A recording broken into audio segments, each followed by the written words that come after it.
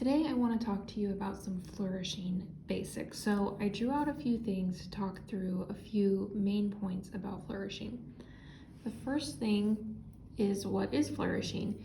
It's these extra little pieces that are added, kind of swoops, loops, things like that, that are added to words to make them look more complete in their composition.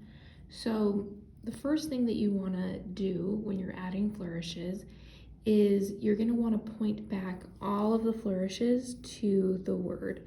So you can see in these examples that the flourishes are pointing back to the word.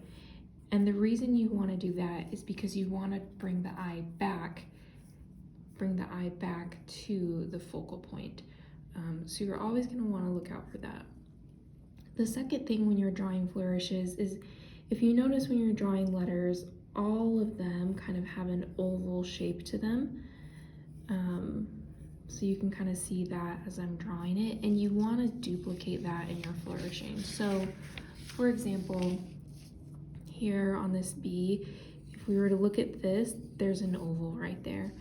Or in this Y, this is an oval shape here, there's an oval here, and here. So you kind of want to keep that same basic oval shape that's in your lettering style, duplicate that same shape with the flourishes.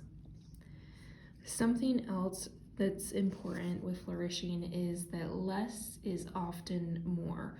So for example, in this case, this has like almost everything you could flourish added to it. We could even add something here. So if we add too many things, then it doesn't look as good and it can make it a little bit harder to read.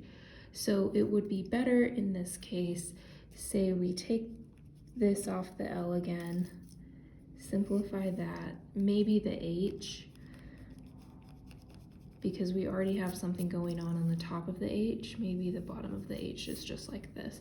And so that kind of simplifies it a little bit. It makes it easier to read and not so visually overwhelming.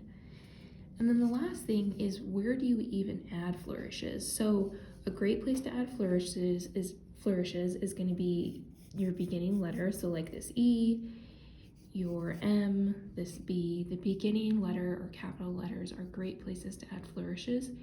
Also the ending letter. So in this example, like this R, or this example, the Y, and ascenders and descenders. So for example, here, this H is ascending, so it has a little loop, a flourish on it.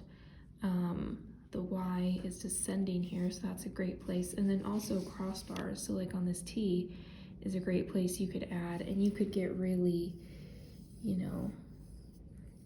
can add a lot to the T's, and you can extend these flourishes so that they're even more. And then the last place that you can add it is you can add flourishing that is not connected to any letter. So like in this example, it's just sitting below the word, and sometimes I'll do that if I have a word that doesn't have very many descenders or anything going on. I'll just add a little flourish on its own. So those are just a few tips. I hope that helps you as you're adding flourishing to your lettering, and please let me know if you have any questions.